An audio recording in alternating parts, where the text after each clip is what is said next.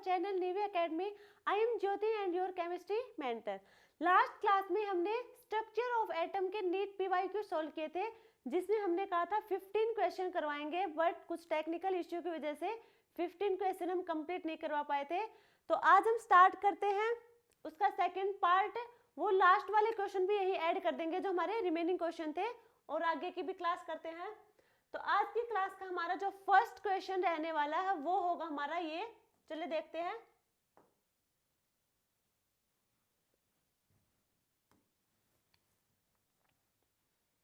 Hello everyone, welcome back to our channel Navy Academy. I am Jyoti and your chemistry mentor. Last class में हमने structure of atom के NEET PYQ solve किए थे, जिसमें हमने कहा था हम 15 क्वेश्चन करवाएंगे, बट कुछ टेक्निकल इश्यू की वजह से हम 15 क्वेश्चन कंप्लीट नहीं करवा पाए।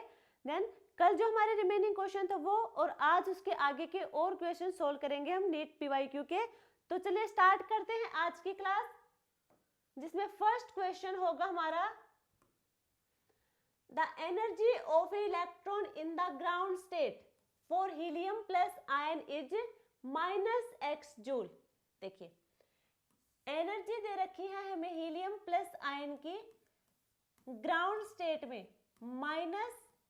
-x joule.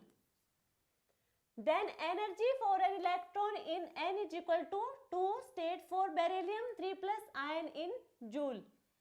हमें एनर्जी निकालनी है बेरिलियम 3 प्लस सेकेंड ऑर्बिट की, ये हमें कैलकुलेट करनी है। चलिए सबसे पहले हम हीलियम का देखते हैं। एनर्जी का फॉर्मूला हमारा -k/z² अपॉन n स्क्वायर। जो हमारा k रहेगा ये होगी कोई कांस्टेंट वैल्यू, ये हमारा कांस्टेंट है। -k/z यानी कि एटॉमिक नंबर, हीलियम का एटॉमिक नंबर 2 की पावर 2 यानी कि 4। n हमारा नंबर ऑफ ऑर्बिट या फिर स्टेट, जो कि होगा हमारा ground state, n is equal to 1 की पावर 2 1। कैलकुलेट करेंगे तो -4k, ये आएगी हमारी एनर्जी हीलियम प्लस आयन की। अब हम देखेंगे बेरिलियम प्लस 3 की, is equal to -k/z² upon n square. z हमारा होगा बेरिलियम का 4 की पावर 2 यानी कि 16। n होगा हमारा यानी कि सेकंड स्टेट, 2 की पावर 2 4 से 4 यानी कि -4k।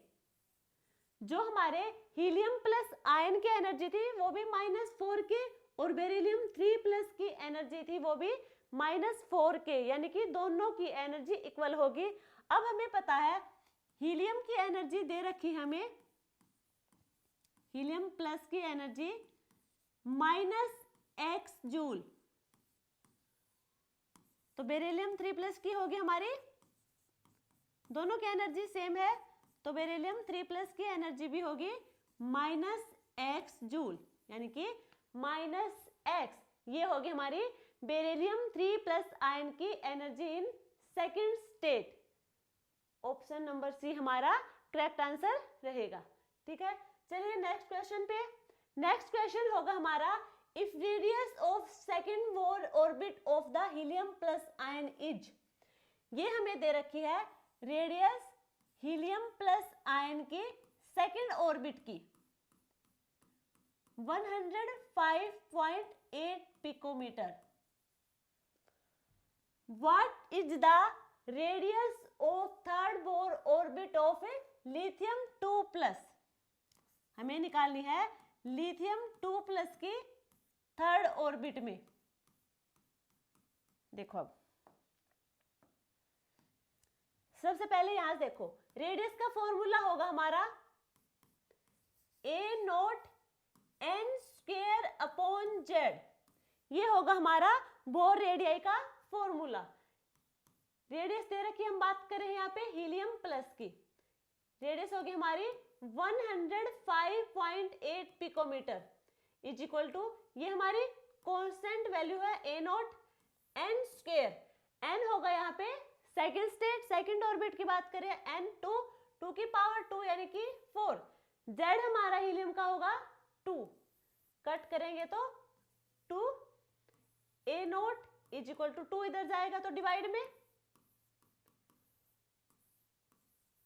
इज इक्वल टू 52.9, ये होगा हमारा A नोट 52.9। अब हम निकालेंगे लिथियम की radius. Lithium 2+ is equal to, formula होगा हमारा A naught n square upon Z।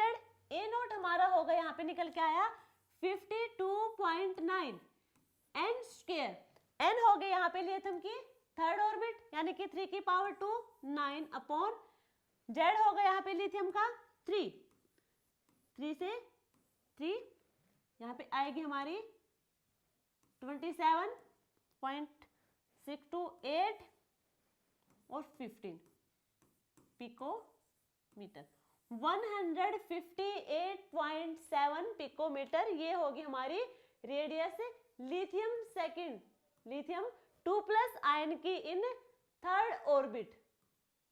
ठीक है, कहां पे है ये 158.7 पिकोमीटर। ऑप्शन फर्स्ट हमारा करेक्ट आंसर रहेगा। नेक्स्ट क्वेश्चन देखिए, next question based on equation, ये इक्वेशन दे रखी है, एक एनर्जी की वैल्यू है, एनर्जी हमारी होगी -2.178 इंटू 10 की power -18 Z square upon n square joule. Certain conclusions are written, which of them is not correct, हमें बताना है नॉट करेक्ट वाला। तो अब देखते हैं हमें क्या दे रखे हैं। फर्स्ट हमारा है the negative sign in equation simply means that the energy of electron bound to the nucleus is lower than it would be if the electrons were at infinite distance from the nucleus। देखो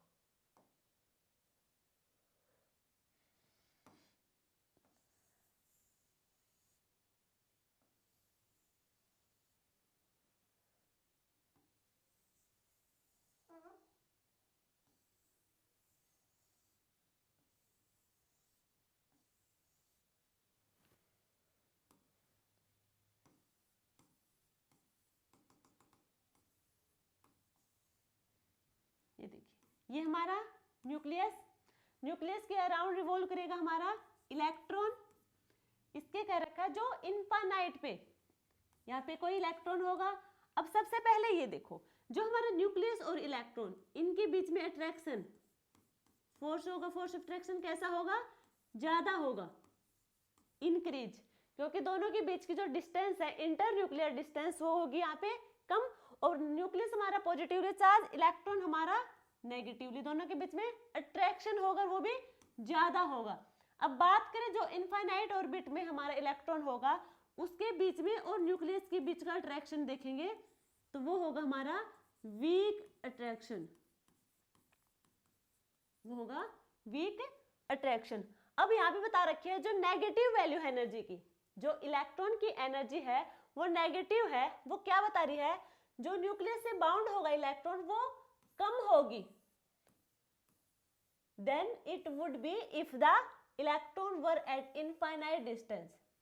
अब जो देखो, जो हमारी negative value होती है वो जितनी कम उतनी वो नेगेटिव वैल्यू उतनी वो बड़ी होती है, और नेगेटिव वैल्यू जितनी ज्यादा उतनी ही वो छोटी वैल्यू होगी। तो यहाँ पे जो इनके बीच की जो एनर्जी होगी, इसके बीच की एनर्जी वो क्या होगी, कम होगी as compare to infinite electron के, infinite distance from the nucleus के। किसकी, इसकी एनर्जी कम होगी इससे। तो यहाँ पे क्या होगा, ये करेक्ट स्टेटमेंट होगी, बिल्कुल समझ आया। देखो क्या है, एक बार हमने ले रखा है जो न्यूक्लियस और इलेक्ट्रॉन, इलेक्ट्रॉन हमारा न्यूक्लियस के रिवॉल्व अराउंड करेगा, इन दोनों के बीच की डिस्टेंस कम, डिस्टेंस कम, इनके बीच में फोर्स ऑफ अट्रैक्शन ज्यादा होगा। बात करें हम यहाँ पर, अब यहाँ पे जो न्यूक्लियस होगा और जो इलेक्ट्रॉन होगा उनके बीच में डिस्टेंस ज्यादा, डिस्टेंस ज्यादा, वहां पे फोर्स ऑफ अट्रैक्शन कम लगेगा, ठीक है। और फोर्स ऑफ अट्रैक्शन कम लगेगा, देखो नेगेटिव वैल्यू, यहाँ पे एनर्जी की क्या है, नेगेटिव वैल्यू। अब जो नेगेटिव वैल्यू होती है जितनी ज्यादा बड़ी यानी कि वो उतनी ही छोटी होगी वैल्यू, और नेगेटिव में कोई वैल्यू जितनी छोटी यानी कि वो उतनी ही बड़ी होगी। तो यहाँ पे देखो इसमें जो एनर्जी की वैल्यू होगी वो दिखने में नेगेटिव चार्ज के साथ बड़ी होगी, बट वो रियल में कैसी होगी, कम होगी, और यहाँ पे होगी एनर्जी हमारी ज्यादा। ठीक है, तो फर्स्ट स्टेटमेंट एकदम सही है। सेकंड स्टेटमेंट की बात करें हम, देखो larger the value of N the larger is the orbit radius. Formula देखो, बोर रेडियाई का फॉर्मूला होगा हमारा r is equal to A note N square upon Z. जो n हमारा number of orbit, r directly proportional होगा इस n के, वो रेडियाई डायरेक्टली प्रोपोर्शनल होगी हमारे n के।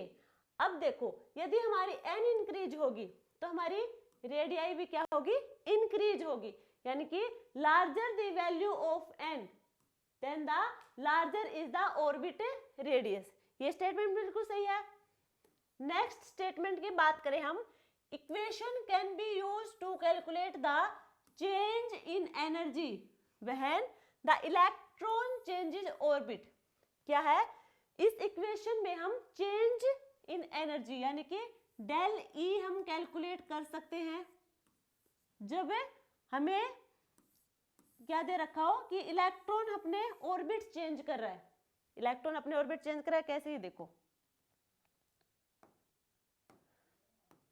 देखो जो ये एनर्जी है यहाँ पे जो n दे रखा है हमें n स्क्वायर, ये n होगा हमारा, ये होगा नंबर ऑफ ऑर्बिट। यदि हम नंबर ऑफ ऑर्बिट, इलेक्ट्रॉन हमारे ऑर्बिट में होंगे, यदि हम ऑर्बिट को ही चेंज कर देंगे, मान लीजिए पहले हमारा n1 था ऑर्बिट, अब हमारा n2, यानी कि पहले फर्स्ट स्टेट में था अब हमारा सेकंड स्टेट में है इलेक्ट्रॉन, तो क्या होगा, ऑर्बिट चेंज होगा। एक बार हम एनर्जी निकालेंगे तब हमारी ऑर्बिट कहाँ हो, क्या हो, n1, और एक बार एनर्जी निकालेंगे जब हमारे स्टेट सेकंड में इलेक्ट्रॉन यानी कि n2 की निकालेंगे। अब जब हम n1 की निकालेंगे तो क्या हो गया एनर्जी, देखो E1 निकालेंगे, E1 is equal to -2.78 into 10 की power -18 into Z square upon n1 square, ये हो गए हमारे E1। यदि हम बात करेंगे E2 की, E2 होगा हमारा -2.178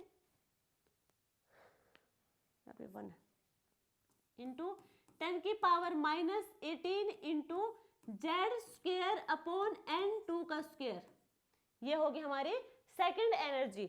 अब हम यहाँ से चेंज इन एनर्जी कैलकुलेट कर सकते हैं, डेल E होगा हमारा E2 माइनस E1।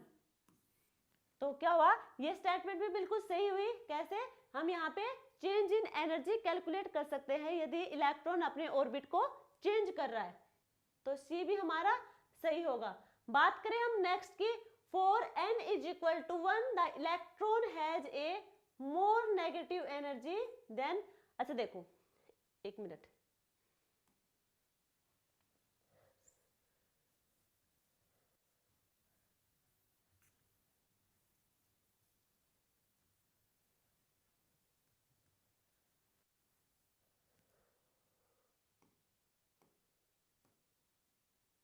अब हम बात करें फोर्थ की, n इज इक्वल टू 1 और एक बार हमें दे रखा है n इज इक्वल टू 6। सबसे पहले हम E1 निकालेंगे जब हम n हमारा 1 हो, -2.178 इंटू 10 की power -18 into Z square upon n square. Z square hydrogen का है, 10 की तो 1 हो जाएगा। बात करें हम n स्क्वायर, n हमारा यहाँ पे होगा n इज इक्वल टू 1, 1 का स्क्वायर 1, तो वैल्यू होगी हमारी E1 की ये। बात करें हम E2 की, n is equal to 6, -2.178 into 10 की power -18 Z square upon n square. Z हमारा हाइड्रोजन का एटॉमिक नंबर 1, तो यहाँ पे होगा 1 n स्क्वायर, यानी कि 6 की पावर 2 36। अब 36 से हम इसको डिवाइड करेंगे,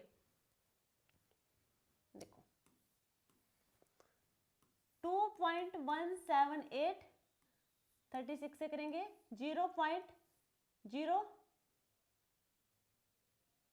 पे 6 6 36 और 6 3 18 और 3 21 1 8 0 0 पे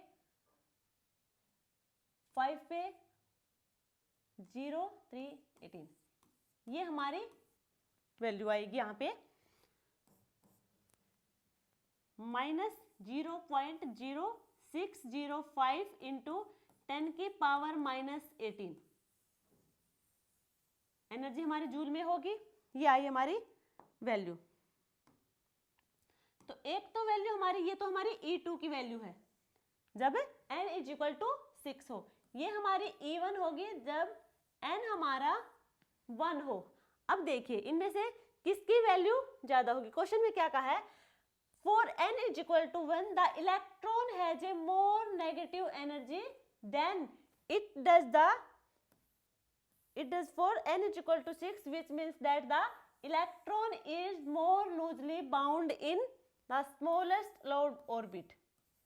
ठीक है, यहाँ पे वैल्यू है -2.178। अब देखो ये वैल्यू ज्यादा है या फिर ये वैल्यू ज्यादा, E1 ज्यादा होगी या फिर हमारी E2 ज्यादा होगी। कौन सी एनर्जी ज्यादा होगी?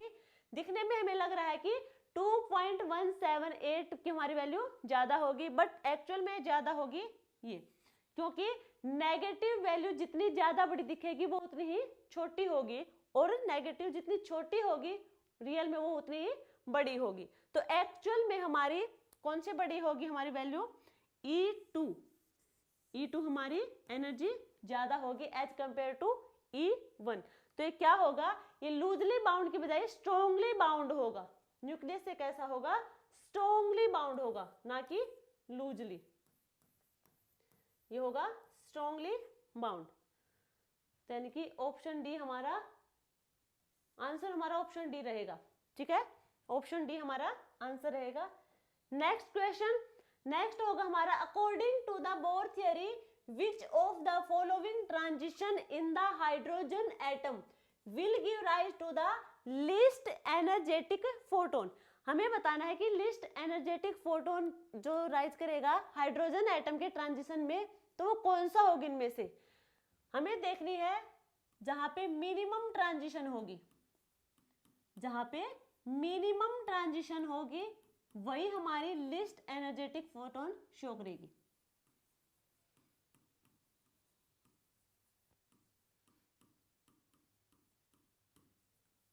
तो यहाँ पे सब ये देखेंगे कि ट्रांजिशन सबसे कम किस में हो रही है। इसकी बात करें n इज इक्वल टू 6 और n is equal to 1, n is equal to 6 to n is equal to 1, तो यहाँ पे तो जो ट्रांजिशन होगी वो सबसे ज्यादा होगी। ठीक है, यहाँ पे ज्यादा होगी। बात करें हम n is equal to 6 to n is equal to 5, 6 से 5 पे गए, यहाँ पे ट्रांजिशन है कम, ये t ट्रांजिशन शो करें हम। n is equal to 5 to n is equal to 4, यहाँ भी ट्रांजिशन कम होगी। बात करें हम n is equal to 5 to n is equal to 3, यहाँ पे जो ट्रांजिशन होगी वो ज्यादा होगी। अब यहाँ देखने में लग रहा है कि n is equal to 6 to n is equal to 5 और n is equal to 5 to n is equal to 4, ये दो ट्रांजिशन हमारी क्या करी है, कम शो करी है। बट एक्चुअल में n is equal to 6 to n is equal to 5 में हमारी ट्रांजिशन और ज्यादा कम होगी, इसके कंपैरिजन में भी कम होगी। तो आंसर रहेगा हमारा ये वाला, n is equal to 6 to n is equal to 5, transition कम, तो यहाँ पे होगी हमारी least energetic photon. Next question, the energy of second Bohr orbit of hydrogen atom is -328। ये हमें एनर्जी दे रखी है हाइड्रोजन एटम की सेकंड बोर ऑर्बिट में, -328 किलो जूल पर मोल। हमें निकालनी है energy of fourth Bohr orbit, इसी का हमें हाइड्रोजन एटम का ही फोर्थ ऑर्बिट की निकालनी है। देखो एनर्जी का फॉर्मूला होगा -k Z square upon N square, energy दे रखी है हमें -328। जेड हमारा हाइड्रोजन एटॉमिक नंबर 1, 1 की पावर 2 यानी कि 1। एन की बात करें हम, ये तो होगा 1 की पावर 2। एन हमारा ऑर्बिट्स 2, 2 की पावर 2 यानी कि 4 माइनस के, और ये 4 जाएगा इधर मल्टीप्लाई में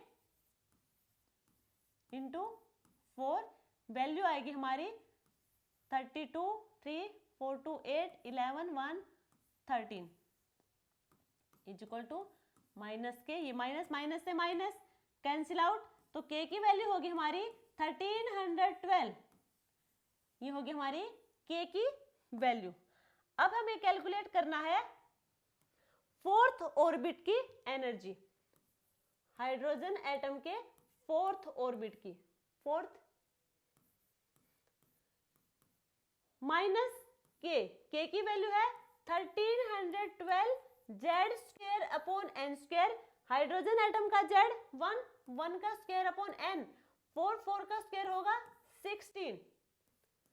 सोल्व करेंगे इसे हम, डिवाइड करेंगे 1312 को 16 से, 4 से करेंगे तो 4, 3, 2, 8, 4 से करेंगे तो 8 और 2, 8, 2 होगी हमारी -82 किलो जूल पर मोल। ये होगी हमारी हाइड्रोजन एटम के फोर्थ ऑर्बिट की -82 किलो जूल पर मोल। ये होगा हमारा सही आंसर। नेक्स्ट क्वेश्चन बिल्कुल इजी है, सारे क्वेश्चन एक जैसे हैं, बस थोड़ी स्टेटमेंट चेंज कर रखी है, स्टेटमेंट में नहीं बस वैल्यू चेंज कर रखी है। कहीं एनर्जी दे रखी है, एक की दे देंगे, दूसरे की निकाल लेंगे, या फिर एटम सेम दे देंगे, ऑर्बिट चेंज कर देंगे, या फिर कहीं पे रेडियस पूछ रखी है, कहीं पे एनर्जी पूछ रखी है, घुमा फिरा के यही क्वेश्चन पूछ रखे हैं। ठीक है, नेक्स्ट क्वेश्चन होगा हमारा, in a hydrogen atom the energy of the first excited state is. हमें दे रखी है एनर्जी हाइड्रोजन एटम की एक्साइटेड स्टेट यानी कि सेकंड। फर्स्ट हमारी होगी ग्राउंड स्टेट, देन होगी हमारी फर्स्ट एक्साइटेड स्टेट। तो फर्स्ट ऑर्बिट तो हमारा ये होगी हमारी सेकंड ऑर्बिट। वैल्यू दे रखी है -3.4 इलेक्ट्रॉन वोल्ट, ये हमें गिवन है। हमें निकालनी है find out the kinetic energy of the same orbit of the hydrogen atom. ये हमें टोटल एनर्जी दे रखी है -3.4 इलेक्ट्रॉन वोल्ट। हमें निकालनी है इसी ऑर्बिट की काइनेटिक एनर्जी। अब हमें पता है काइनेटिक एनर्जी किसके इक्वल होगी, टोटल एनर्जी के नेगेटिव के साथ। काइनेटिक एनर्जी टोटल एनर्जी के इक्वल होगी, बट सिर्फ साइन चेंज होगा। अब हमें दे रखी है टोटल एनर्जी, टोटल एनर्जी है -3.4, ये हमारी टोटल एनर्जी है। तो वैल्यू पुट कर दी, और इधर negative negative negative positive 3.4 electron volt, यानी कि काइनेटिक एनर्जी होगी हमारी +3.4 electron volt. Option A. Kinetic energy हमारी होगी टोटल एनर्जी के इक्वल माइनस टोटल एनर्जी के इक्वल। ठीक है, वैल्यू पुट कर देंगे टोटल एनर्जी की, तो निकल के आएगी हमारी काइनेटिक एनर्जी। नेक्स्ट क्वेश्चन हमारा, who modified bore theory by introducing elliptical orbit for electron path.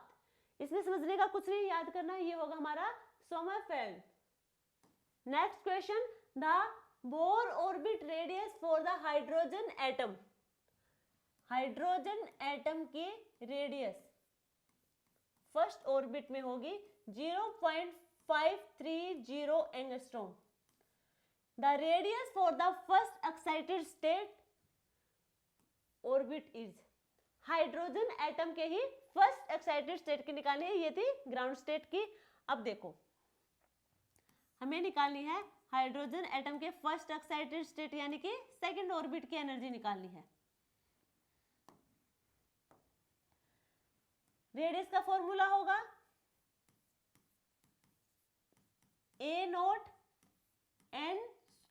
Upon Z is equal to A note N, N की वैल्यू होगी यहाँ पे 1, 1 की पावर 2 यानी कि 1, और हाइड्रोजन का होगा 1 एटॉमिक नंबर। आर हमारी होगी, रेडियस दे रखी है हमें 0.530 एंगस्ट्रॉम, तो ए नोट आएगा हमारा 0.530।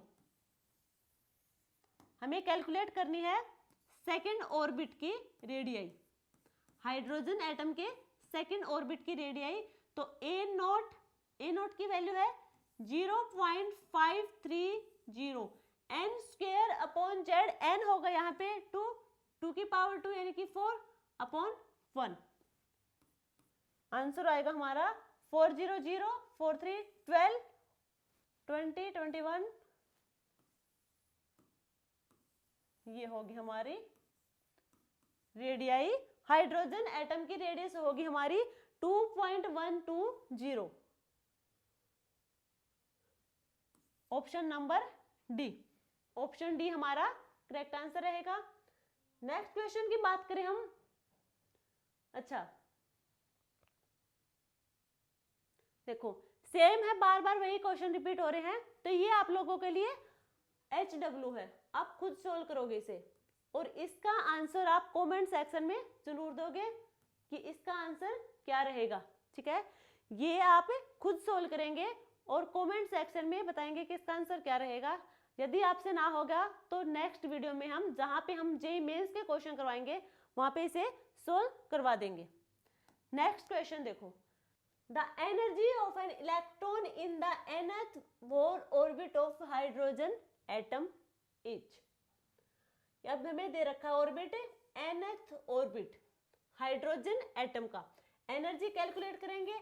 एनर्जी होगी हमारी 13.6 Z square upon N square electron volt, ये होगी हमारी एनर्जी। बात करें हम 13.6 हाइड्रोजन का एटॉमिक नंबर 1 की पावर 2, एन होगा हमारे यहाँ पे nth पावर 2 इलेक्ट्रॉन वोल्ट, यानी कि 13.6 by n square electron volt, ये होगा हमारा final answer 13.6 upon n square electron volt, यानी कि ऑप्शन सी हमारा सही आंसर होगा। Next question, the spectrum of helium, spectrum of helium is expected to be similar to that. जो helium का स्पेक्ट्रम होगा वो किसके इक्वल होगा, ये बताना हमें इन ऑप्शन में से। तो जो हम देखो, हमें किसी का स्पेक्ट्रम बताना हो, तो क्या देखेंगे, उनका नंबर ऑफ इलेक्ट्रॉन चेक करेंगे। यदि number of electron same, then उनका स्पेक्ट्रम भी सेम होगा। तो हीलियम के नंबर ऑफ इलेक्ट्रॉन होंगे 2। अब हम बात करेंगे हाइड्रोजन, हाइड्रोजन में होगा 1, सोडियम में होंगे 11, हीलियम में होंगे, हीलियम प्लस में 1 यानी कि 2 minus 1 is equal to 1, lithium में होंगे 3 minus 1 is equal to 2 electron. Number of electron, helium के नंबर ऑफ इलेक्ट्रॉन सिमिलर होंगे हमारे नंबर ऑफ इलेक्ट्रॉन किसके, लिथियम प्लस आयन के, तो स्पेक्ट्रम भी हमारा लिथियम प्लस आयन के सिमिलर होगा। तो ऑप्शन नंबर बी हमारा करेक्ट आंसर रहेगा। नेक्स्ट क्वेश्चन देखो, if r is the radius of the first orbit, then the radius of nth orbit of hydrogen atom is given by। जो देखो hydrogen की radius दे रखी है फर्स्ट स्टेट में r, बात करने हमें अब यहाँ पे रेडियस हाइड्रोजन की nth ऑर्बिट में क्या होगी। देखो रेडियस का फॉर्मूला होगा हमारा a not n square upon z। बात करें हम यहाँ पे हाइड्रोजन एटम की, हाइड्रोजन का हमारा एटॉमिक नंबर होगा 1, r is equal to radius हमारी आर है तो ये आर की इक्वल होगी a nought n square, first state यानी कि 1 1 का स्क्वायर 1, तो ए नॉट हमारा होगा आर के इक्वल। ठीक है, अब हम बात करेंगे यहाँ पे nth ऑर्बिट की। nth A nought n square upon Z, A not हमारा होगा आर के इक्वल आर एन स्क्वायर, हम nth ऑर्डर की बात करें यानी कि n ही रहेगा, n की स्क्वायर अपॉन जेड, जेड हमारा एटॉमिक नंबर हाइड्रोजन का 1, तो हमारी रेडियस क्या निकल के आई आर एन स्क्वायर, इसे लिख सकते हैं हम आर एन स्क्वायर। ये होगा हमारा answer r n square, option number first हमारा करेक्ट आंसर रहेगा। नेक्स्ट क्वेश्चन की बात करें हम, नेक्स्ट क्वेश्चन होगा in hydrogen atom the de Broglie wavelength of an electron in the second Bohr orbit. हमें दिया क्या है, ए नॉट की वैल्यू दे रखी है 52.9 पिकोमीटर और हमें कैलकुलेट करनी है वेवलेंथ में, कैलकुलेट करनी है वेवलेंथ पिकोमीटर में, क्योंकि ऑप्शन में हमें पिकोमीटर दिया है इसी में लेके आएंगे। अब देखो डी ब्रोगली के अकॉर्डिंग हमें कैलकुलेट करना है, देखो पहले अकॉर्डिंग टू डी ब्रोगली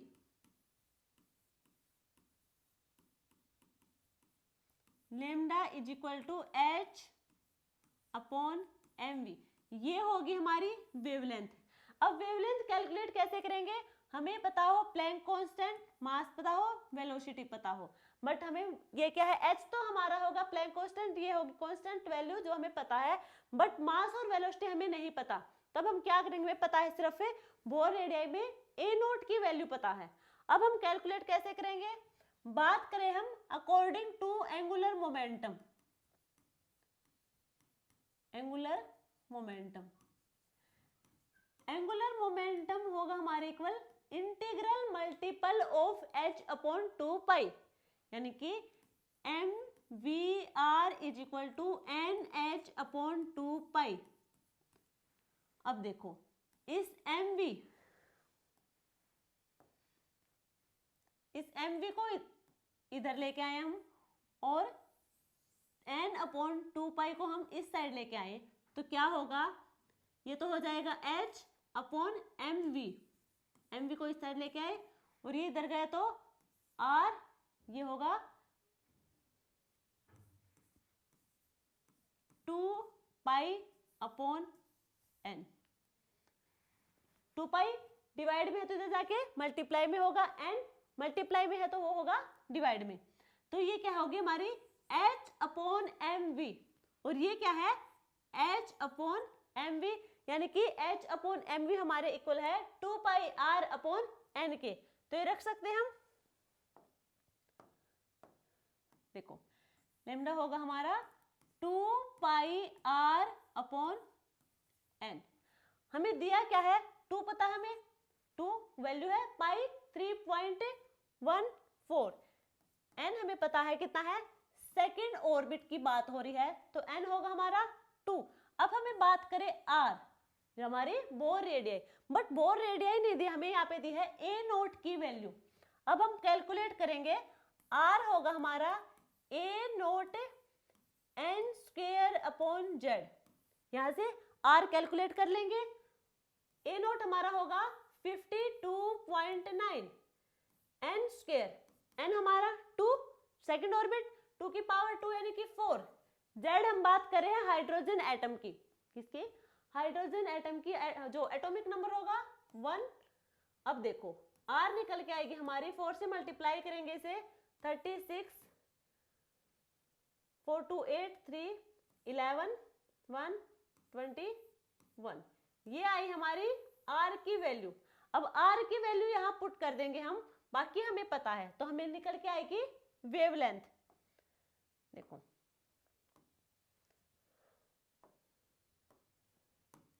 देखो wavelength is equal to 2 pi, r हमारा होगा 211.6 अपॉन n की वैल्यू होगी सेकेंड ऑर्बिट यानी कि 2, 2 से 2 कैंसिल आउट यानी कि 211.6 पाई पिकोमीटर।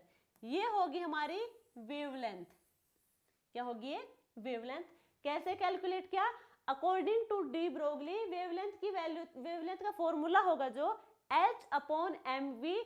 इसमें हमें चाहिए थी मास और वेलोसिटी, मास और वेलोसिटी ये हमें गिवन नहीं थे। प्लैंक कांस्टेंट की वैल्यू तो कांस्टेंट है जो हमें पता है, बट अब हम क्या करेंगे, हम जाएंगे एंगुलर मोमेंटम पे, वहां से इसकी वैल्यू लेके आएंगे। एंगुलर मोमेंटम हमारा इक्वल होगा mvr nh/2 पाई। mvr होगा वो इंटीग्रल मल्टीपल ऑफ h/2 पाई। अब यहाँ पे h/m की वैल्यू निकालिए 2 पाई r अपॉन n, ये वैल्यू रखी हमें यहाँ पे। अब यहाँ पे जो r हमारा बोर रेडियस, अब इसे कैलकुलेट करना है क्योंकि हमें मिला है a0, तो यहाँ से r की वैल्यू कैलकुलेट की और r की वैल्यू यहाँ पुट की तो हमारे यहाँ से मिला वेवलेंथ आई हमारी 211.6 पाई पिकोमीटर। ये होगा ऑप्शन बी। नेक्स्ट क्वेश्चन देखो अब, A 0.66 kilogram ball is moving with a speed of 100 meter per second. The associated wavelength will be, हमें निकालनी है वेवलेंथ। हमें गिवन है मास 0.66 किलोग्राम और हमें स्पीड का पता है जो होगी 100 मीटर पर सेकेंड। ठीक है, अकॉर्डिंग टू डी ब्रोगली की बात करें हम तो वेवलेंथ होगी हमारी h/m v, h होगी 6.6 दे रखी है ये 6.6 इंटू 10 की पावर -34 जूल सेकेंड, और मास की वैल्यू होगी 0.66 किलोग्राम 100 मीटर पर सेकेंड। अब देखो पहले ये जो यूनिट दे रखी है हमें इन्हें सोल्व कर लेंगे। ये जूल सेकंड में दे रखा है, बट ये जूल सेकंड इक्वल होगा हमारा kilogram metre square per second. ये होगा हमारा 0.66 kilogram into 100 metre per second. Second inverse से second inverse cancel out, 1 metre से 1 मीटर, किलोग्राम से किलोग्राम। अब इसे हम सोल्व करेंगे 100, ये क्या है 0.66, ये क्या बन जाएगा दोनों मिलके 66। इसे हम कट करेंगे तो आएगा हमारा 0.1 इंटू 10 की पावर -34 मीटर। ये आएगी हमारी वेवलेंथ। वेवलेंथ होगी 0.1 इंटू 10 की पावर -34 मीटर। 0 पॉइंट में कुछ नहीं दे रखा, अच्छा तो इसे हम लिख सकते हैं इस टाइप से भी 1.0 इंटू 10 की पावर -35 मीटर। ये होगी हमारी वेवलेंथ। ऑप्शन सी 1.0 इंटू 10 की power -35 metre. Next question, the measurement of the electron position. हमें पोजीशन अच्छा देख जो पहले पढ़ लेते हैं। The measurement of the electron position is associated with an uncertainty in position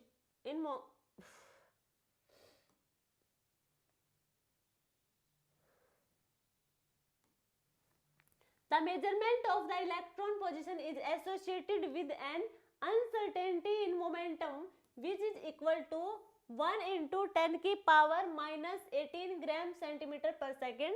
The uncertainty in electron velocity is mass of an electron, velocity निकालनी हमें। uncertainty क्या होगी velocity की, जो हमारी अनसर्टेनिटी इन वेलोसिटी, ये होगी हमारी डेल वी जो कैलकुलेट करनी है। अनसर्टेनिटी इन मोमेंटम ये होगी हमारी डेल पी।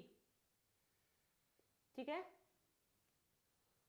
हमें कैलकुलेट क्या करनी है, ये करनी है। देखो बात करें हम हेजनबर्ग अनसर्टेनिटी प्रिंसिपल की, तो del X into del P, ये हमारी होगी अनसर्टेनिटी इन पोजिशन, ये होगा हमारा uncertainty in momentum, equal to H upon 4 pi, ये होगी हमारी हेजनबर्ग अनसर्टेनिटी प्रिंसिपल। अब हमें जो दिया है वो देख लेते हैं। यहाँ पे हमें मोमेंटम नहीं दिया, हमें दिया है डेल वी, यानी कि ये पूछ रखा है, ये पूछ रखा है तो हम इसी में कन्वर्ट करेंगे। तो हमें पता है जो हमारी मोमेंटम होगी वो होगी m डेल v के इक्वल, तो हम ये लिख सकते हैं m del v is equal to h upon 4 pi. अब डेल v हमें कैलकुलेट करना है,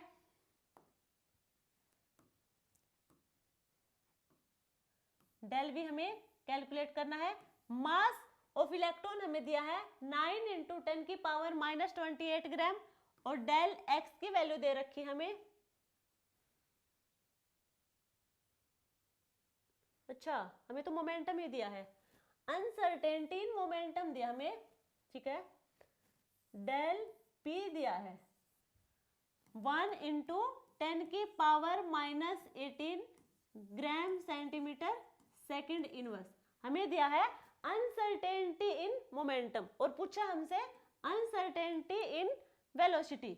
देखो ये तो डायरेक्ट निकल जाएगा, m डेल v, इसकी वैल्यू दे रखी है 1 इंटू 10 की पावर 18 माइनस, m की वैल्यू दे रखी है 9 इंटू 10 की power minus 28 into del v, ये किसकी यूनिट क्या है, ग्राम सेंटीमीटर सेकंड इनवर्स, और ये हमारा ग्राम में, ग्राम से gram cancel out, del v होगा हमारा 10 की power minus 18 centimetre second inverse upon 9 into 10 की पावर माइनस 28। इसे हम सोल्व करेंगे, इसे हम सोल्व करेंगे तो क्या होगा हमारा, देखो del v is equal to 10 की पावर माइनस 28 ऊपर जाएगा प्लस में, और इधर है माइनस 18, यानी कि 10 की पावर माइनस 18 और एक हमारा होगा प्लस 18, तो यहाँ पे रहेंगे हमारे 10 की पावर प्लस 10।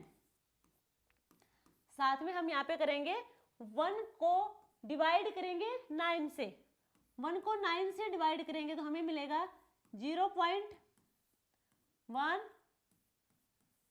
1 1 चलता जाएगा, यानी कि 0.1 इंटू 10 की पावर 10, यूनिट होगी हमारी सेंटीमीटर सेकंड इनवर्स, ये होगा हमारा आंसर। 0.1 इंटू 10 की power plus 10 centimetre second inverse, कहाँ पे है ये, देखो इसे हम ऑप्शन के अकॉर्डिंग लिखेंगे, 1 इंटू 10 की power 9 centimetre second inverse, option first. यहाँ पे हमें अनसर्टेनिटी इन मोमेंटम दिया है, मास ऑफ इलेक्ट्रॉन दिया है, हमें कैलकुलेट करना है अनसर्टेनिटी इन वेलोसिटी। तो जो हमारा मोमेंटम होगा इक्वल होगा m डेल v के, हमें मोमेंटम की वैल्यू पता है और हमें मास की वैल्यू पता है, तो हम वेलोसिटी निकाल लेंगे। यूनिट साथ में चेक करते जाएंगे कि हमारी यूनिट क्या आएगी, कहीं यूनिट को चेंज करना पड़े तो वहां चेंज करते जाएंगे साथ साथ में, ठीक है। नेक्स्ट क्वेश्चन होगा हमारा, the mass of electron is 9.11 into 10 की power minus 31 kg, Planck constant is 6.626 into 10 की power minus 34 joule second, the uncertainty involve in the measurement of velocity with in a distance of 0.1 angstrom. क्या दे रखा है लिख लेते हैं, मास दिया हमें माइनस 31 किलोग्राम, ठीक है, ये फिर डिस्टेंस दी है, यानी कि डेल एक्स दिया है 0.1 एंगस्ट्रॉम, प्लैंक कांस्टेंट 6.6 इंटू 10 की पावर माइनस 34 जूल सेकेंड। हमें निकालनी है वेलोसिटी, हमें निकालनी है वेलोसिटी। क्या होगा फॉर्मूला, देखो del X into del P is equal to H upon 4 pi. ये होगा हमारा हेजनबर्ग अनसर्टेनिटी प्रिंसिपल के अकॉर्डिंग फॉर्मूला, ये होगा हमारा। हमें कैलकुलेट क्या करना है, यहाँ पे हमें करनी है वेलोसिटी। तो ये हमारा मोमेंटम, इसको हम लिख सकते हैं M del V is equal to H upon 4 pi. ये कैलकुलेट करना हमें।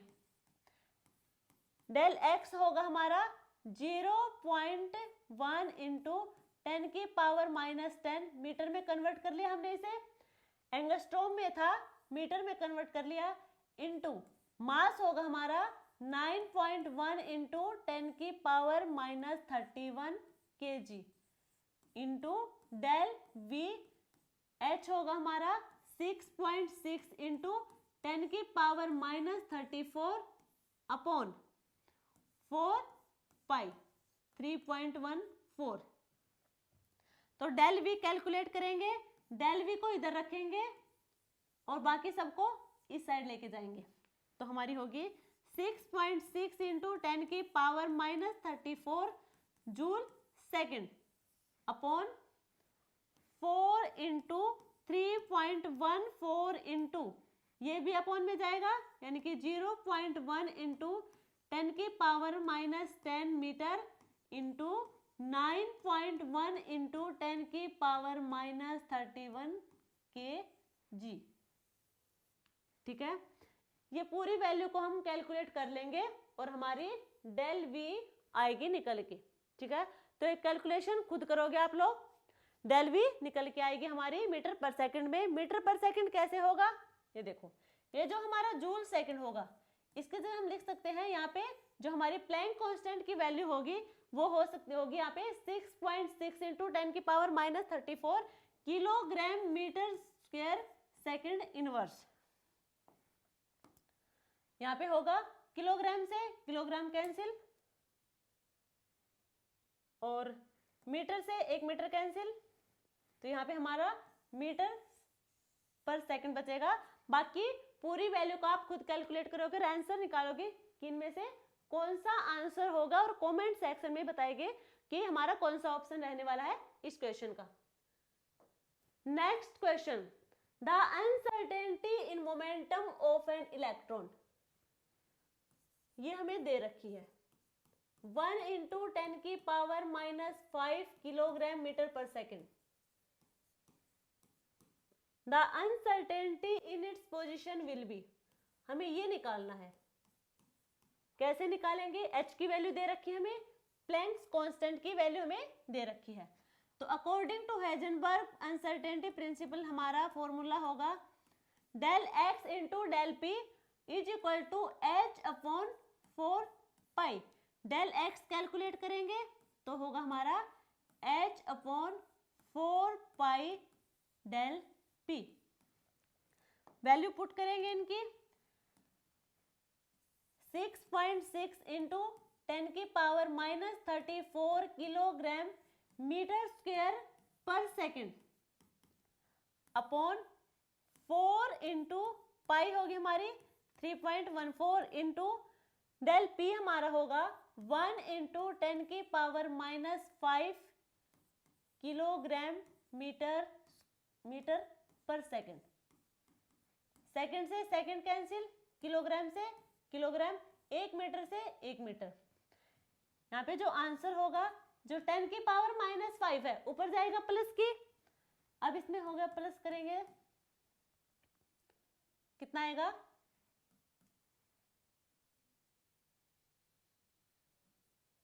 29, तो 10⁻⁻29 ये होगा 6.6 इंटू मल्टीप्लाई करेंगे 4 4 16 4 1 4 5.12। इसको हम सोल्व करेंगे तो क्या होगा, 6.6 को हम सोल्व करेंगे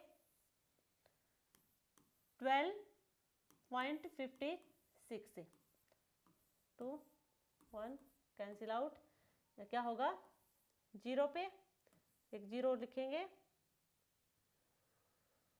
5 पे कितना होगा 33, 28, 2, 12, 1, 6, 0, 2, 3, 0, 2 पे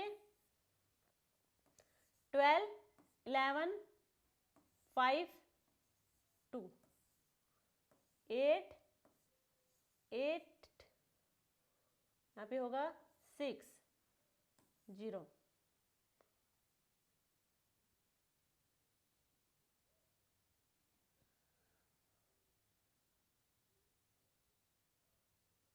8, 8, 6, यहाँ पे होगा अब 5 पे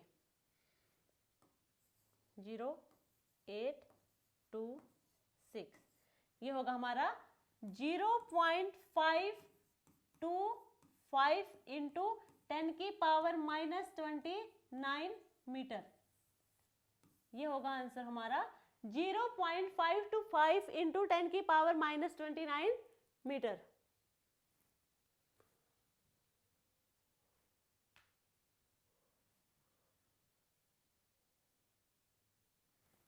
इसे हम लिख सकते हैं इस टाइप से 5.25 इंटू 10 की पावर -30 मीटर। ये होगा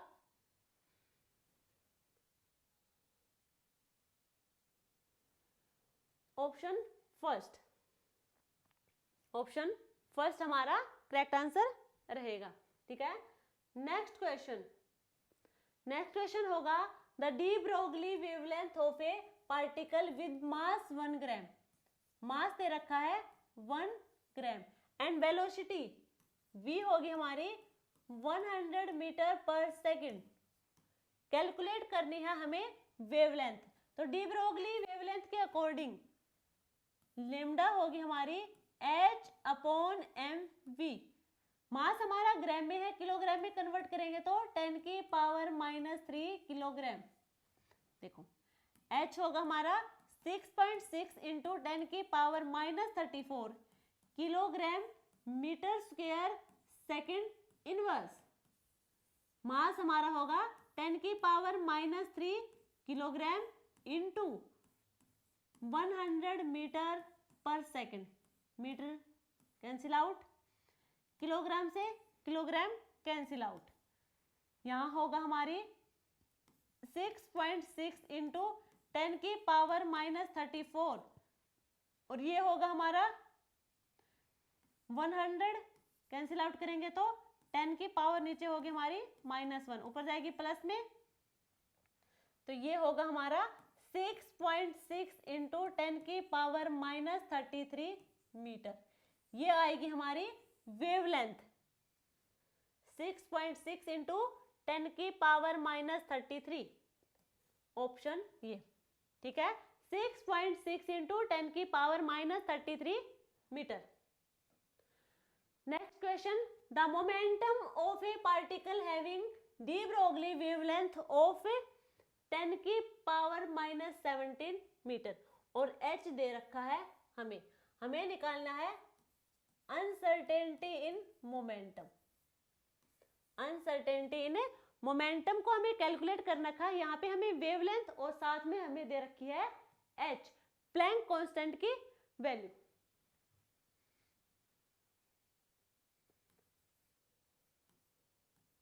ये होगा हमारा डी ब्रोगली के अकॉर्डिंग वेवलेंथ होगी हमारी h/mv। mv को हम रिप्रेजेंट कर सकते हैं p यानी कि मोमेंटम से। अब हमें वेवलेंथ दे रखे, हमें कैलकुलेट क्या करना है मोमेंटम, इसे इधर लेके जाएंगे यानी कि p = h/λ। देखो h की वैल्यू होगी 6.625 इंटू 10 की power -34 joule second upon wavelength होगी हमारी 10 की पावर -17 मीटर। ठीक है, अब इसे हम सोल्व करेंगे, ऊपर जाएगा तो क्या होगा हमारा 6.625 इंटू 10⁻⁻17। अब ये जूल सेकंड है, ये हमने काफी बार देख चुके हैं, kilogram metre square per second होगा। मीटर से एक मीटर कैंसिल आउट, यहाँ पे होगा हमारा किलोग्राम मीटर सेकंड इनवर्स। ये आएगी हमारी momentum 6.625 into 10⁻⁻17 kilogram metre per second, option C. ठीक है, नेक्स्ट क्वेश्चन होगा हमारा, विच of the following statements do not form A part of bore model of hydrogen atom.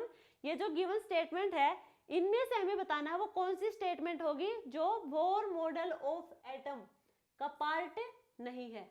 देखो, energy of the electrons in the orbits are quantized, ये हमने इनके postulate पढ़े थे, वहां पे हमने देख लिए थे, बिल्कुल सही है। The electron in the orbit nearest the nucleus has the lowest energy, जो जितना पास होगा उसकी एनर्जी उतनी ही कम होगी। ये तो हमने क्वेश्चन में भी डिस्कस किया अभी, ये भी सही है। Electrons revolve in different orbit around the nucleus, ये भी सही है, क्योंकि न्यूक्लियस के अराउंड बहुत सारे ऑर्बिट हैं और जो इलेक्ट्रॉन होंगे वो डिफरेंट ऑर्बिट में रिवॉल्व करते रहेंगे, बिल्कुल सही है। The position and the velocity of electrons in the orbit can not be determined simultaneously. देखो, ये पहली बात तो ये जो है पोजीशन और वेलोसिटी इलेक्ट्रॉन की ऑर्बिट में होंगे, ये बोर मॉडल ने ना देके ये हमें बताया था। देखो, ये क्या बताया था, वैसे तो है ये del X into del P is equal to h/4 pi, ये बताया था हेजनबर्ग अनसर्टेनिटी प्रिंसिपल के अकॉर्डिंग कि जो हमारी, यदि हम पोजीशन बता देंगे तो हम मोमेंटम को एक्यूरेट नहीं बता पाएंगे, यदि हमने मोमेंटम बता दी तो पोजीशन को हम नहीं बता पाएंगे। तो ये हमारा ऑप्शन डी हमारा रहने वाला है इसका आंसर। ठीक है, ये थे हमारे आज की क्लास के क्वेश्चन, यही थे। यहां तक हमने NEET PYQ structure of atom के नीट पीवाईक्यू जो मेन क्वेश्चन थे उनको सोल्व कर लिया। नीट के एग्जाम में जो स्ट्रक्चर ऑफ एटम के क्वेश्चन रहने वाले हैं बिल्कुल इजी रहने वाले हैं, आप लोगों ने देख लिया, ज्यादा कुछ टफ नहीं है, क्योंकि देखो यहाँ पे 2-3 क्वेश्चन ही बार बार रिपीट हो रहे हैं। यदि एक तो हेजनबर्ग अनसर्टेनिटी फॉर्मूला पे डायरेक्ट वैल्यू पुट करनी है और कुछ नहीं करना। डी ब्रोगली वेवलेंथ के लिए हमें वेवलेंथ का फॉर्मूला पता होना चाहिए, हेजनबर्ग अनसर्टेनिटी का फॉर्मूला पता होना चाहिए, साथ में हमें रेडियाई और एनर्जी भी कैलकुलेट करनी आनी चाहिए। यही क्वेश्चन बार बार रिपीट, और एक स्पेक्ट्रल लाइन वाला भी, जो हाइड्रोजन एटम की 5 स्पेक्ट्रल लाइन थी उनके बारे में भी हमें पता होना चाहिए, वहां से भी क्वेश्चन कैलकुलेट करवा रहे हैं। एक हमारे यहाँ पे रेबर्ग फॉर्मूला याद होना चाहिए। बस ये 5-6 फॉर्मूला हैं जो टॉपिक है जो बार बार में क्वेश्चन आ रहे हैं यहाँ पे नीट के पीवाईक्यू में। तो हमारे नीट पीवाईक्यू इस चैप्टर के सोल्व कर लिए हमने। अब जो हमारी नेक्स्ट वीडियो आएगी उसमें हम जेईई मेंस के पीवाईक्यू सोल्व करेंगे। उनका डिफिकल्टी लेवल ज्यादा नहीं है, बट इससे थोड़ा ज्यादा है। जो नीट के पीवाईक्यू है इनसे थोड़ा ज्यादा है, जो हम कल वाली क्लास में सोल्व करेंगे। वीडियो अच्छी लगे तो लाइक शेयर एंड सब्सक्राइब करना। तब तक के लिए थैंक यू।